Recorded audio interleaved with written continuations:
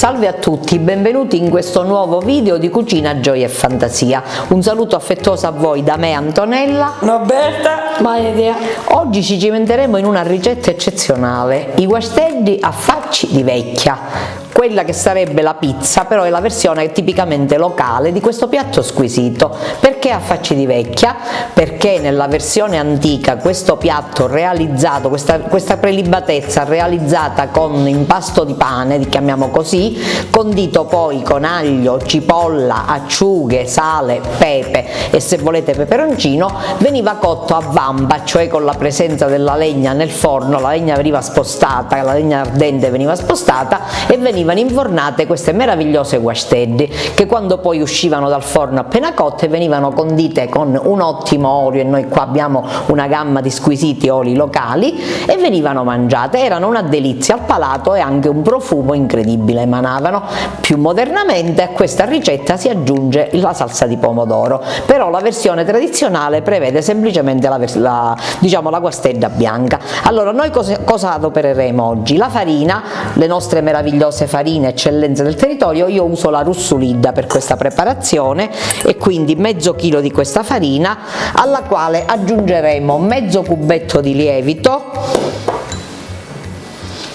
e dell'acqua. Aiutami Roberta, aggiungi un pochettino di acqua qua, dobbiamo sciogliere il lievito. L'acqua tiepida, mai calda, va bene così, perché vi ricordo che il lievito è un fermento vivo e quindi se mettiamo l'acqua bollente il fermento cessa di essere vivo e diciamo che perde tanto della sua importanza. A questo punto Robertina aggiungerà un pizzico di sale, benissimo, mentre io vado a mettere questo lievito. Chi impasta? Una di voi due, forza Roberta, e tu mi aiuti con l'acqua calda. La dicitura di solito nelle ricette è acqua a cubi, che per me per molto tempo ha rappresentato un'incognita, significa quando basta, e in realtà e nella pratica significa che ci accorgeremo con le nostre brave manine di quando l'impasto sarà a buon punto, cioè quando tutta la farina avrà assorbito l'acqua e si formerà un panetto che deve avere una certa consistenza, pasta cascavagligna si diceva anticamente. Forza Roberta, impasta con le tue abili manine. Chiaramente ci sono le planetarie, il robot da cucina, fate voi, noi qua ci serviamo di Robertina e della sua abilità. Metti un po' d'acqua, vai. Ecco, con quest'acqua noi faremo in modo da assorbire tutto il lievito che abbiamo sciolto. Faccio poco.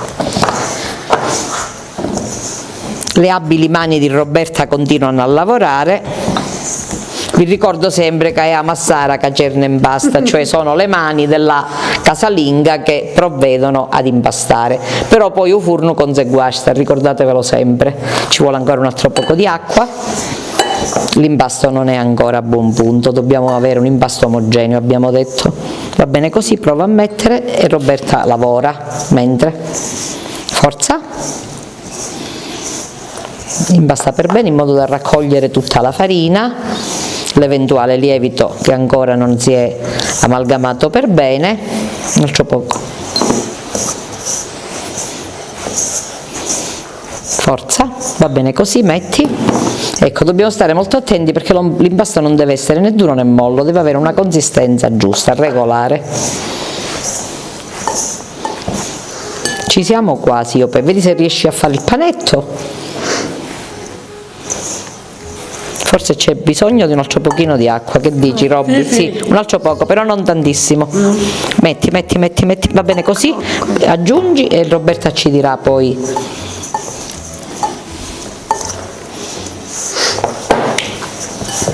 Dobbiamo raccogliere tutta la farina, quindi non ci deve essere farina più che sia appiccicata alla ciotola.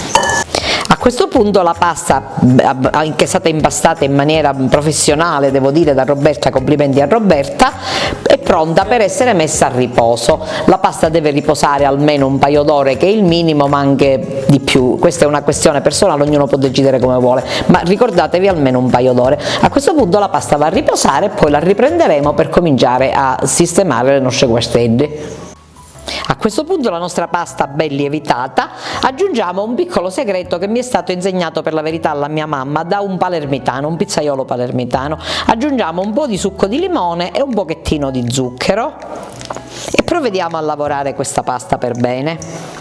Questo farà sì che all'atto della cottura da guastedda nel forno il bordo risulterà alto in maniera sufficiente, però non diventerà duro. Questo escamotage, diciamo, questo segreto del palermitano aiuta nella presentazione e anche nella cottura della nostra guastedda. Le abili mani di Roberta sono sempre all'altezza della situazione.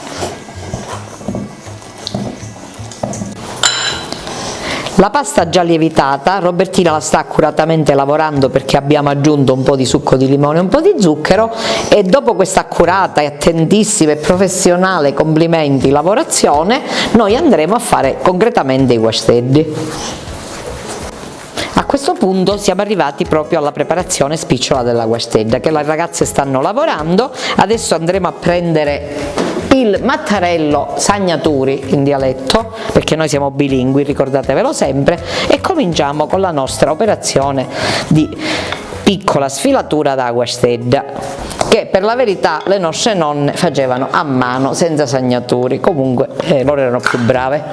Forza Valeria, un pochino.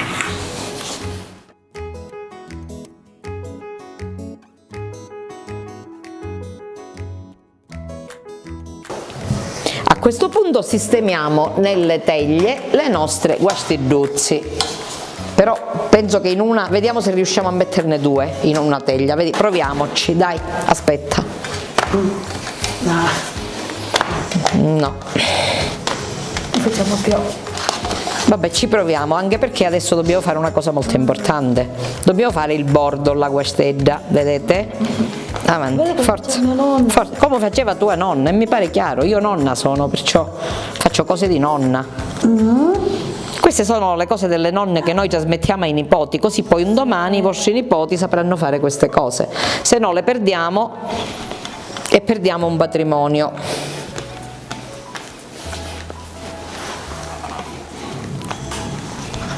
Bravissime. Ecco, fatto questo mettiamo un pochettino di sale, poco poco. A questo punto noi metteremo gli ingredienti, fra cui il meraviglioso pecorino stagionato di Cammarata, che è il vanto della nostra terra, ma non da ora.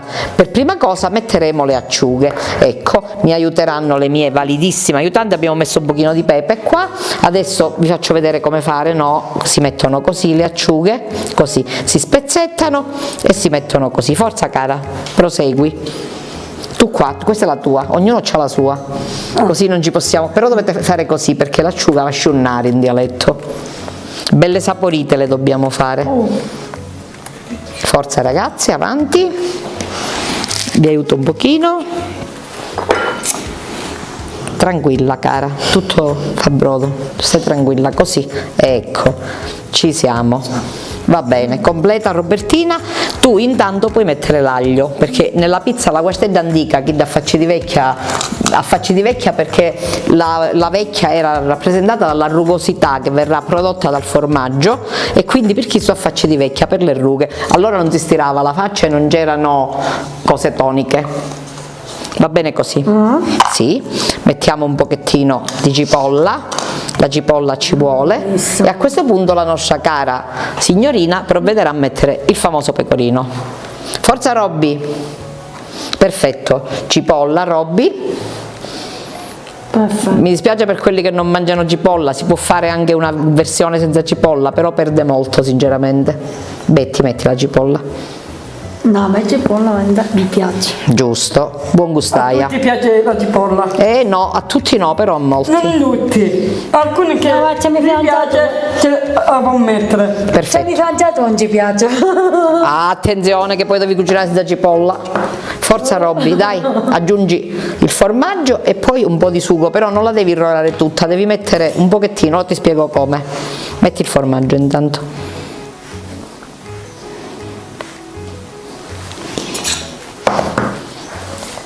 Guarda come devi fare, così. perché la caratteristica da guastedda cammarati è che non è rossa, attenzione, quello è lo sfingione palermitano.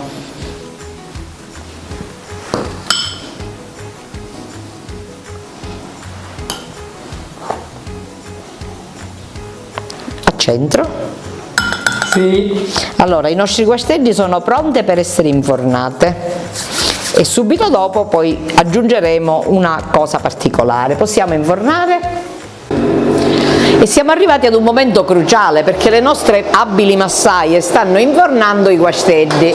Vi ricordo che anticamente i guasteddi venivano infornate nel forno a legna a vampa, cioè non si toglieva la legna e quindi il fuoco non si toglieva come nel caso del pane, si spostava dall'altro lato e nel lato libero, che si scupuliava ovviamente, si infilavano i guasteddi e quindi venivano cotte. Questo è un momento fondamentale perché fra poco sentiremo un profumo buonissimo.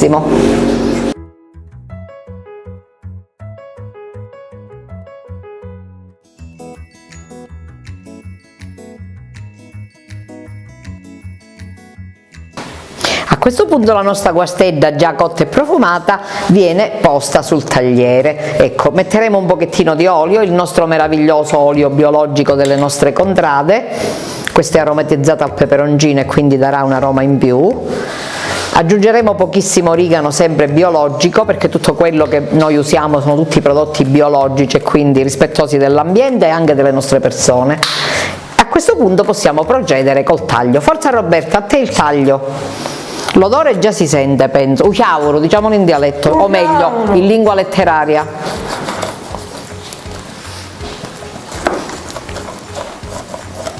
E vai Roberta, ecco, perfetto.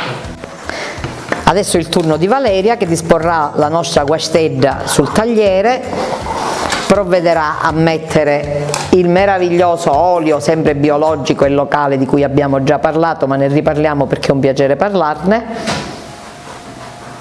Un piccolo giro d'olio, dai, perfetto, benissimo, va bene, bravissima. Completerà con una spolverata di origano sempre biologico e quindi sempre alti livelli. Perfetto. E adesso anche Valeria effettuerà il taglio di questa guastedda a facci di vecchia.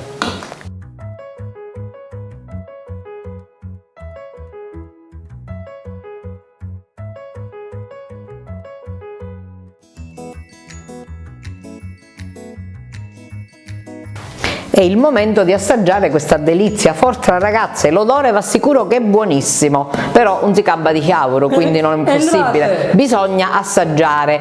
Mangiamo, che bontà, com'è? Buona, buona, buona, buona, ecco. Vi ricordo che potete acquistare i nostri prodotti sul sito www.sicanisolidaleshop.com e prima di salutarci vi ricordiamo di iscrivervi al nostro canale, di lasciare un like e un commento e condividere il video. In descrizione trovate tutti i prodotti acquistabili sul nostro sito e quindi potete anche acquistarli, anzi dovete acquistarli perché sono veramente buoni. Ecco, lasciatemi fare un po' di sana pubblicità. E detto questo vi saluto, vi do appuntamento al prossimo video. Un ciao affettuoso a tutti e un saluto dalle nostre splendide girl. Valeria, Roberta, Ciao ciao! ciao!